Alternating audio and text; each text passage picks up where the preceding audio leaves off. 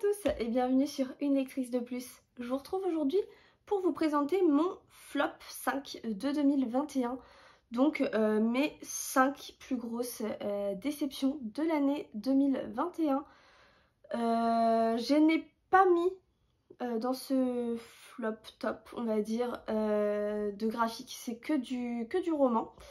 Et je vais vous les présenter dans l'ordre que je les ai lus. Donc c'est pas forcément l'ordre de la plus grosse déception, la moins grosse déception. Je pense que vous avez compris. Et donc c'est parti. Première déception de l'année 2021 pour moi, ça a été un premier tome d'une saga en 7 tomes. Donc le premier tome s'appelait Lundi mystérieux. Cette saga promettait beaucoup de choses. On partait sur donc 7 tomes avec chaque tome un jour de la semaine. Donc on avait Lundi mystérieux et je crois que j'avais aussi le tome 3 parce que je les ai revendus. Le tome 3 ça devait être Mercredi pluvieux je crois.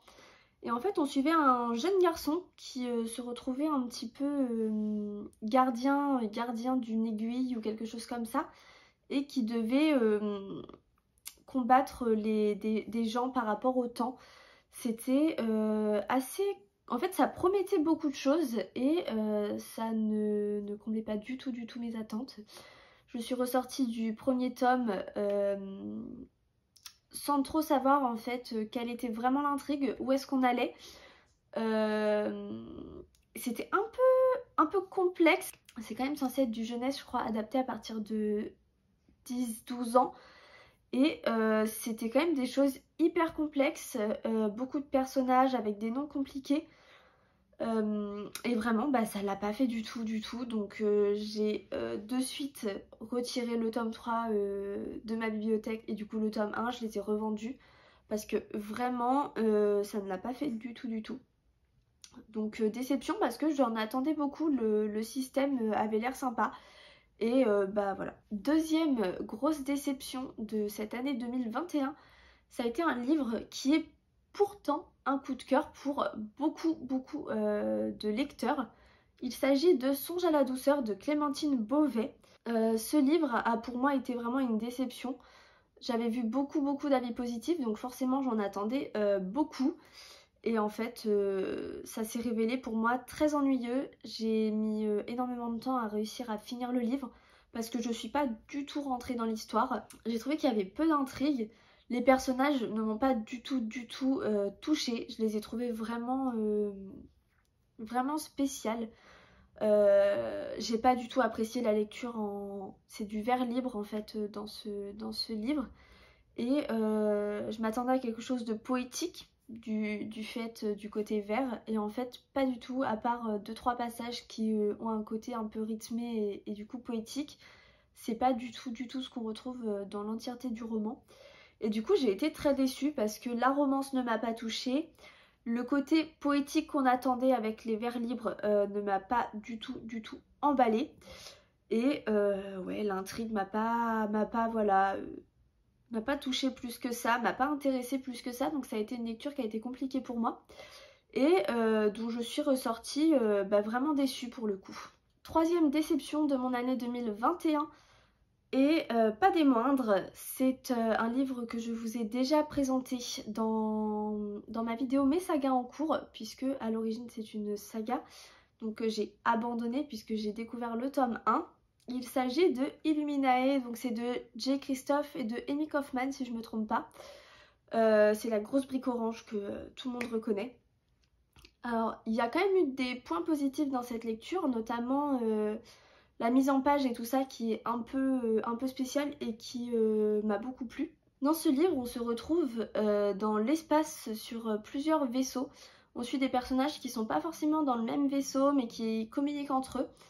Et il y a notamment la notion d'intelligence artificielle avec, pas le capitaine des vaisseaux, mais le système informatique du vaisseau en fait, qui est une intelligence artificielle et qui prend en charge certaines choses de lui-même.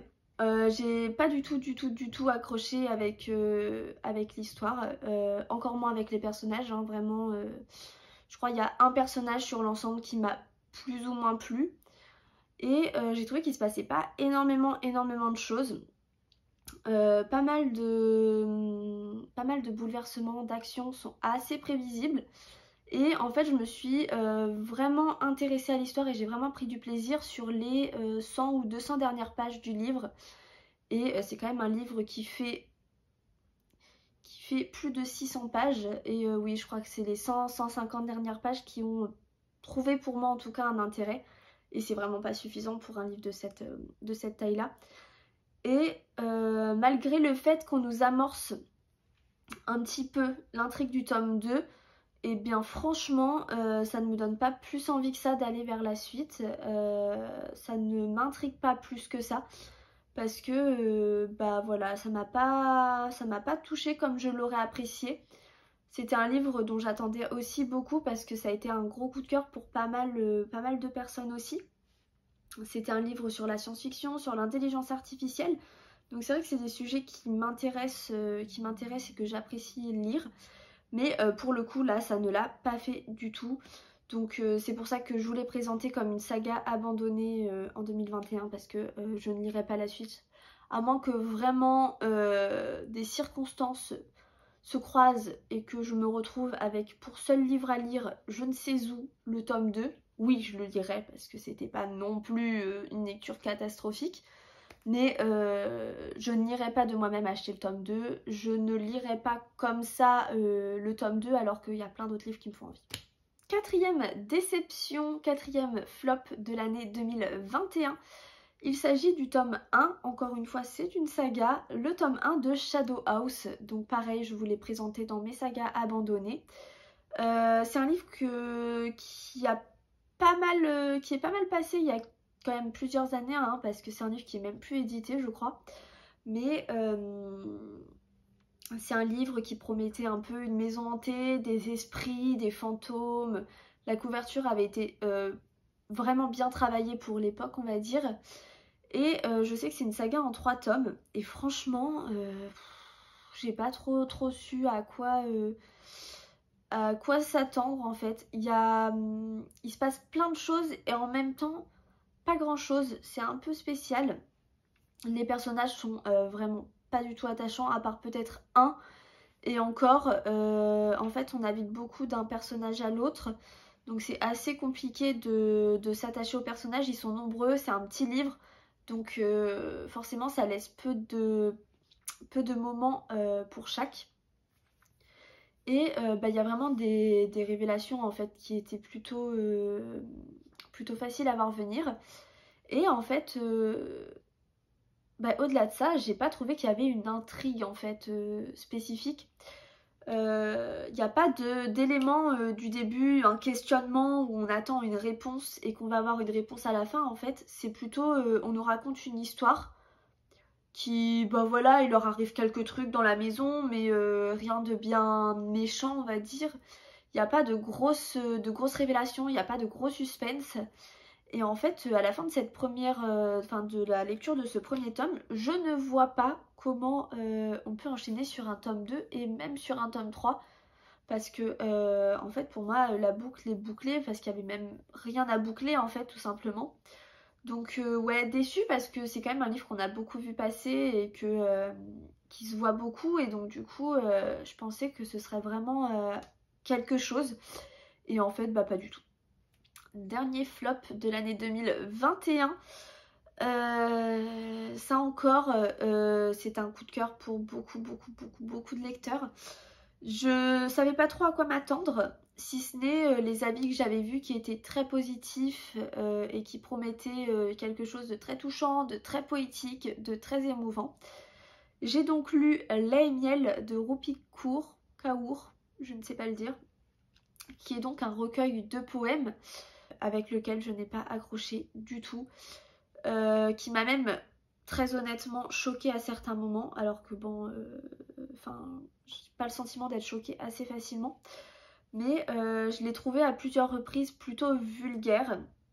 J'ai pas forcément eu l'impression que les femmes étaient mises en avant, que l'amour était mis en avant, à part quelques poèmes qui, oui, pour le coup m'ont touchée, c'est pas vraiment pour moi ce qui en ressort.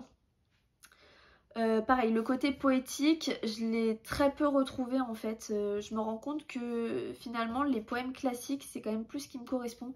J'aime quand il y a du rythme, quand il y a de la rime, quand il y a vraiment ce côté musical.